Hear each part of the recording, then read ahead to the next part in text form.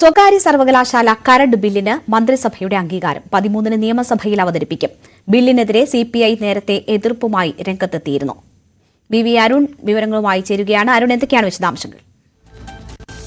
ഇന്ന് ചേർന്ന പ്രത്യേക മന്ത്രിസഭാ യോഗമാണ് സ്വകാര്യ സർവകലാശാലകൾക്ക് സംസ്ഥാനത്ത് പ്രവർത്തനാനുമതി നൽകുന്നതിനുള്ള ബില്ലിന് അംഗീകാരം നൽകിയത്. സിപിഐ നേരത്തെ ഇക്കാര്യത്തിൽ ആശങ്കകളും എതിർപ്പും അറിയിച്ചിരുന്നു. തുടർന്നാണ് ഇന്ന് പ്രത്യേക മന്ത്രിസഭാ യോഗം ചേരാൻ തീരുമാനിച്ചത്.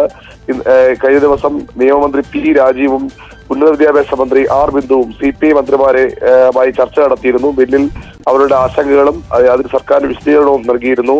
സംവരണ വിഷയമാണ് പ്രധാനമായും സിപിഐ ആശങ്കയെ മുന്നോട്ട് വെച്ചത്. സംവരണം ഉറപ്പാക്കും. മലയാളികൾക്ക് 35 മുതൽ 40% വരെ, കേരളത്തിൽ നിന്നുള്ളവർക്ക് 35 മുതൽ 40% വരെ സ്വകാര്യ സർവകലാശാലയിൽ അഡ്മിഷന് സംവരണം വേണമെന്നാണ് സിപിഐയുടെ പ്രധാന ആവശ്യം. ആ സംവരണം ഉണ്ടാകുമെന്ന് സിപിഎം ഉറപ്പ് നൽകിയിട്ടുണ്ട്. എത്ര ശതമാനമാണ് സംവരണം എന്ന കാര്യത്തിൽ കുറച്ചുകൂടി വ്യക്തത വരേണ്ടിയിരിക്കുന്നു. അതുപോലെ തന്നെ SC/ST OBC ഉൾപ്പെടെയുള്ള പിന്നാക്ക വിഭാഗങ്ങൾക്ക് സംവരണം വേണമെന്നും അവർ ആവശ്യപ്പെട്ടു.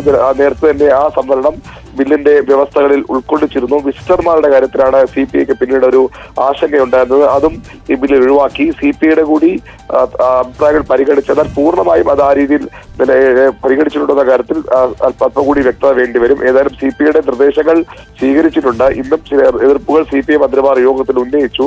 പക്ഷേ അതെല്ലാം പരിഗണിച്ചുകൊണ്ടും ചിലതൊക്കെ തള്ളിക്കളഞ്ഞുകൊണ്ടുമാണ് ഈ ബില്ലിനെ ഘടകകക്ഷികളെ അനുനയിപ്പിക്കാനായിരിക്കുന്നു എന്ന് വേണം മനസ്സിലാക്കാൻ. അപ്പം അങ്ങനെ ഉണ്ടായ മന്ത്രിസഭയിലെ എതിർപ്പും മറികടക്കാൻ കഴിഞ്ഞിരിക്കുന്നു. പക്ഷേ 13-ന് നിയമസഭയിൽ അവതരിപ്പിക്കുമ്പോൾ പ്രതിപക്ഷം ഇതിനോടകം തന്നെ ശക്തമായ എതിർപ്പ് പറഞ്ഞതാണ്. സഭ പ്രക്ഷുബ്ധമാകാനുള്ള സാധ്യതയാണോ ഉള്ളത്? ശരി, വി അരുണാണ് വാർത്തയുടെ വിശദാംശങ്ങൾ നൽകിയത്.